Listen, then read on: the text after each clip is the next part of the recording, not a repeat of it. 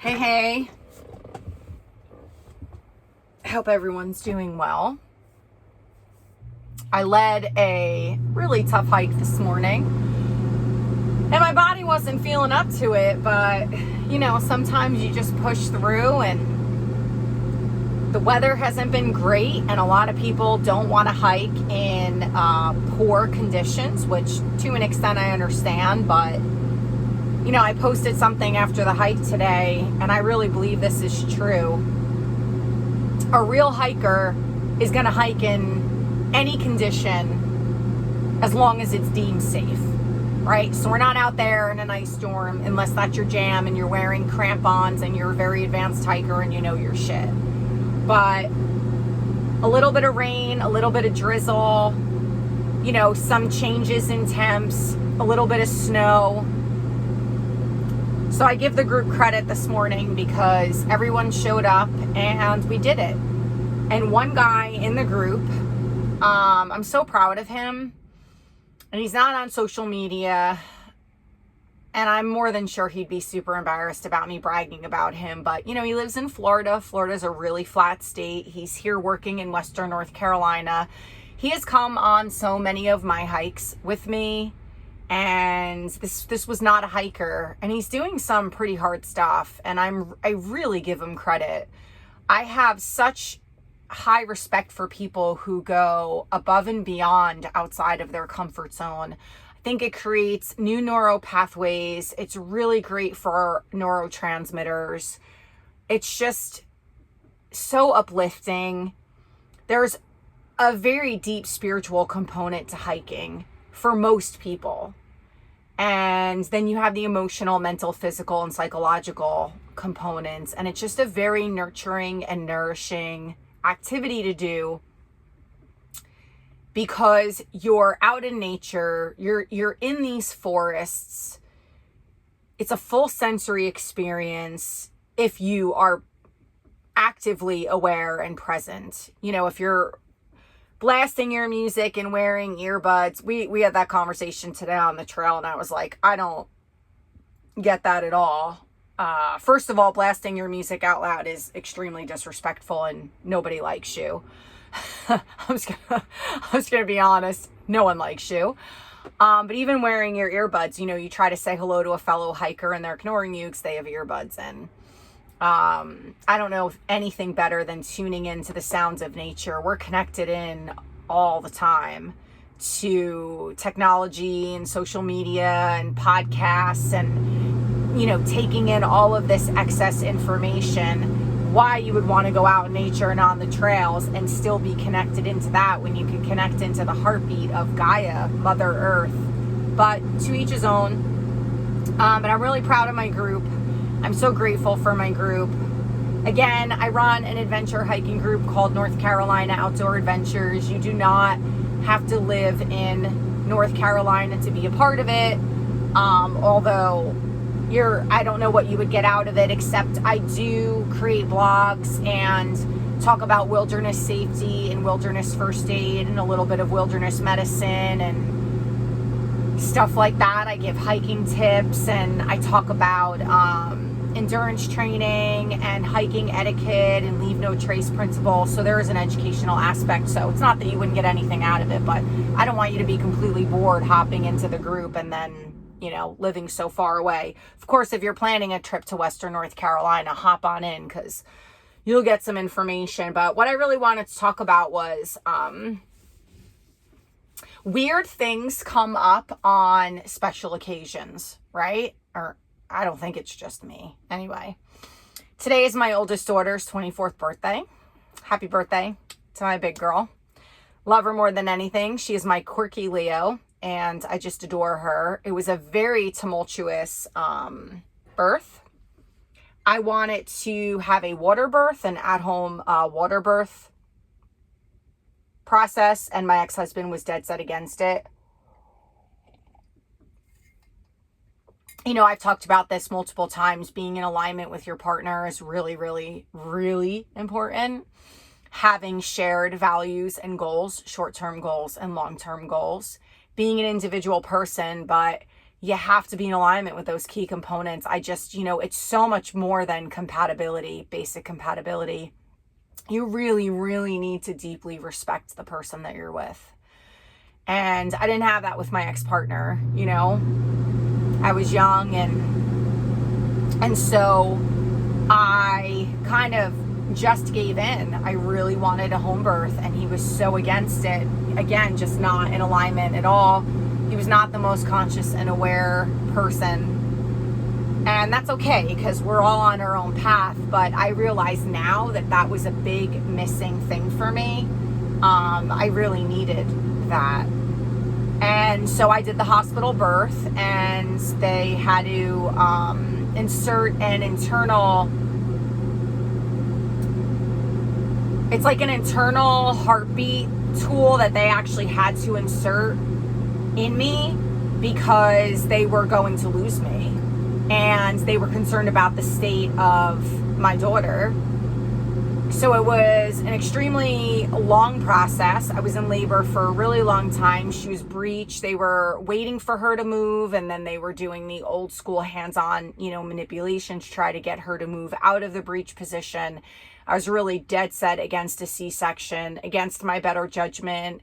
They ended up pumping me with drugs that really screwed with my psyche and inhibited me from connecting with her once I did push her out. And so all of this kind of comes back in a weird way, brings me back to that day and how emotional it was, mentally and physically taxing. I didn't have the most supportive birth partner. He actually left the hospital several times. He went to get something to eat. He wanted to go check on the score of a game. He wanted to stay home and play video games. He sat watching a baseball game while I was in agony. So there was just a really big disconnect. And I'm like, boy, if I could dial it back and create a new story around that. And for whatever reason, it just started to elicit a lot of deep heartbreak, of having a lack of that type of support. It's like right here, but out of reach. It's like I've never been able to encapsulate that in my life with a partnership, an intimate partner. And then that went into some past heartbreak, not surrounding my divorce, because that's been completely healed and integrated, thankfully. But something that I really don't talk about a lot, and part of the point of this video is on how to deal with deep heartbreak and heartache and grief, which I'm very adept at, because if you go back to my earlier videos, all the family members that we buried, that's kind of like we all have our own story, right? And our stories are very unique to us. And sometimes you hear people's stories and it's just like, wow. So my family is a very interesting, unique story. And again, those are in my earlier videos, but what I've noticed, and what I think is more typical, is that escapism, to forget about heartbreak, just jump into bed with somebody else, just replace them quickly, just go have mindless sex, start dating again right away. Or I'm just going to get hammered, or I'm going to smoke a ton of pot, or I'm going to take hallucinogenics to move through the trauma and the grief. And so there's a lot of seeking the escape hatch, and a lot of ways that are detrimental to, I feel like, our overall health and wellness and well-being in facing deep heartbreak and grief. Last year, my heart was shattered. I don't think I've cried like that and grieved like that since the loss of my mother and brother. And we're going back 17, 18 years. and I lost the two of them back to back. And one was here and gone very quickly in a tragic death. My brother, who was only 39, and my mom was here and gone in 6 weeks, and no one knew she was sick, and she was just diagnosed and gone 6 weeks later, and she was very, very sick. And I'm almost glad, although I missed the hell out of her, that it was quick, because my sister had suffered for 2 years with cancer, and it's very hard to watch people suffer. And I watched my nieces suffer with cystic fibrosis and live 3/4 of their lives in a hospital.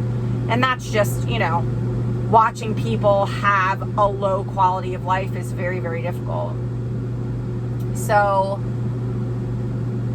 my heart was really broken. And out of anything that I've ever turned to for support in working through grief, it was homeopathy. So I just had a friend who had a very traumatic ending to a marriage. She was blindsided, essentially. And I prescribed Ignatia and aconitum. So aconitum is for shock and trauma. If you experience a shock, which she did. And then Ignatia is for deep heartbreak and heartache. And that first night, she said, I've not slept this good and have felt this at peace since it's happened. And homeopathy is the law of similars. It's like cures like, so it is considered a cure. Sometimes homeopathy can create an exacerbation, which means that you are expressing the symptoms. So this is more about the expression of the symptoms rather than the repression, which just sinks the trauma and the grief and the sadness deeper. That's all that alcohol does. That's all that random sex does. That's all that getting on social media and dead scrolling does.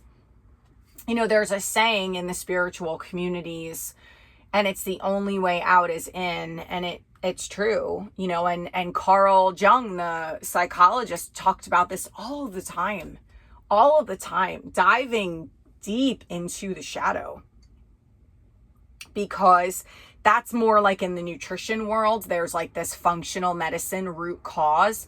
You want to get to the root of things. And I think the biggest mistake that men make when they're experiencing heartbreak is they jump right into something else. And so my heart was really broken by someone last year, and I take responsibility for my end in it, because once I found out the situation, it was like I was so invested in our friendship, which is really, it never really went beyond that, but I was deeply in love with him, and it was reciprocated. So this wasn't a story of unrequited love, but it was more of a story of he had a really big choice to make that I could not make for him.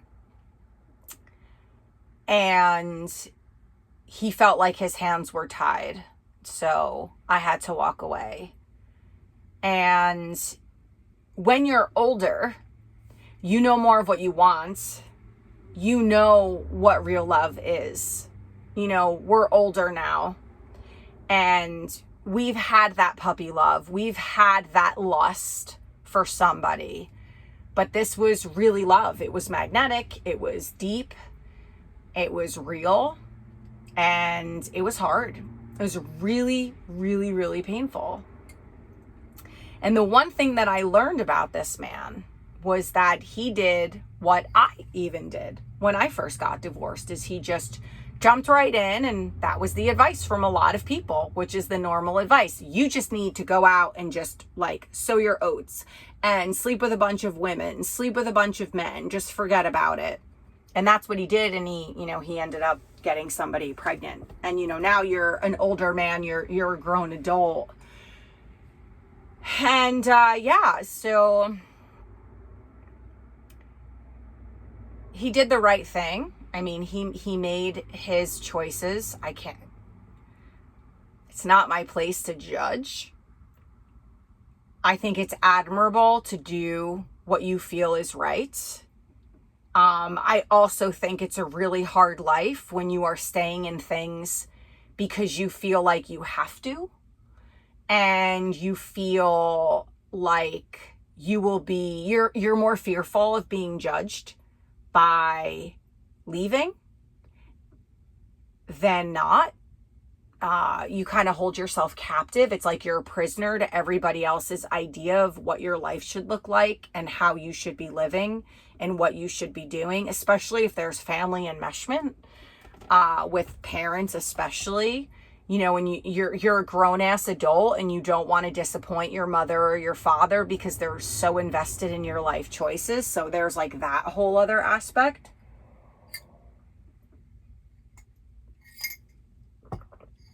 So what did I do to overcome heartbreak? Well, I took some aconitum. I took a lot of Ignatia. I journaled. I spent time alone. I let myself cry, which I think for men, and I've discussed this in a previous video recently, is very difficult. I understand the uncomfortability in that. I understand the shame surrounding that. You know, there's an expectation still that you are supposed to keep it all together. You know, boys don't cry.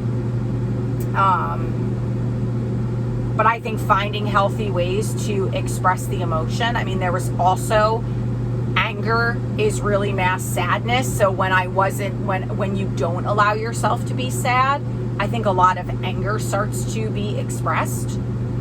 And especially dangerous if in the outer world you're really super kind and nice to everybody at work and your clients and your friends, and then you go home and you just let it rip. There's, you know, especially on your partner and your children. So there's a really big risk of that too when you're holding it in. And I think movement, you know, in the yoga world and in the functional movement world, there's a lot, and even in the trauma world, there's a lot of talk about somatics. Doing what we did today, going for a hike and letting it be a full sensory experience, not isolating yourself, being around people. And there's a fine dance and balance with that. So I think solitude is really valuable and important. And I think you need to give yourself permission to be alone. But solitude and isolation are two different things. So trying to find the space to get yourself out there, even if you're sitting at a cafe among strangers and not really talking to other people, but you're out and surrounded by people. Seeking support, you know, calling a trusted best friend and talking through it. Being willing to accept support when it's being offered to you, which I think both men and women have a really hard time with. And that's something to be really mindful about when you're in a pickle, when you're in a bind. A broken heart is a really big deal. The energy of that can stay with us for a long time and impact all of our relationships to come, because we'll start to build up a wall. We armor up. We start to, you know, we're keeping people out. And when we make our hearts that unavailable, it's really hard to attract a high quality partner after that, because there's going to come a time where you're going to be ready for love again and want to move on. And if it's years later and you're still angry and resentful and feeling stuck, then you've got to revisit the process and do the work, because it can be resolved in a timely manner if you feel it to heal it. And don't run for the escape hatch.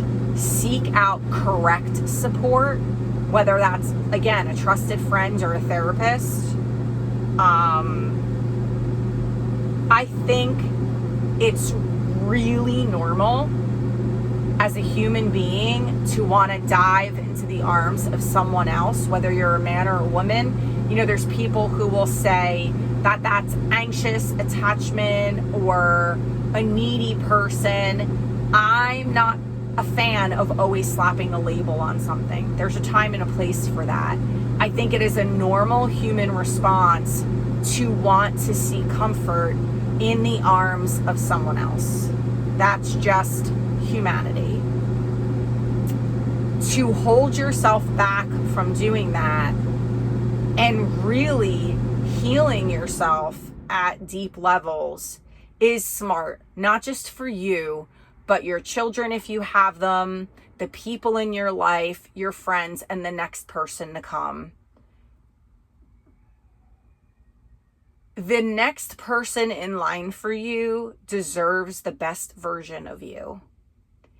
And I believe that deep down inside, we know when we are or are not bringing the best versions of ourselves to the table. So you have to be really honest with yourself. Now, that doesn't mean that you have to have a ton of money in the bank or working a certain job or that your body needs to look a certain way. I'm talking about emotionally and mentally being healed enough, present enough, feeling love in your heart again, feeling open to connection, and willing to trust again. And that's really hard, especially if there was a case of being cheated on. It's super, super hard to open ourselves up to trusting again. And I can do a whole nother video on that, but not to leave a cliffhanger. My biggest suggestion for that is being really honest with the person that you're seeing. This is not a first date, second date, or third date conversation, right? But if you're starting to get a little bit more serious with someone, saying like, hey, my previous partner cheated on me. That was a really difficult thing to come up out of. I've worked really hard on healing that, and I'm working really hard on trusting, and you're not him or her.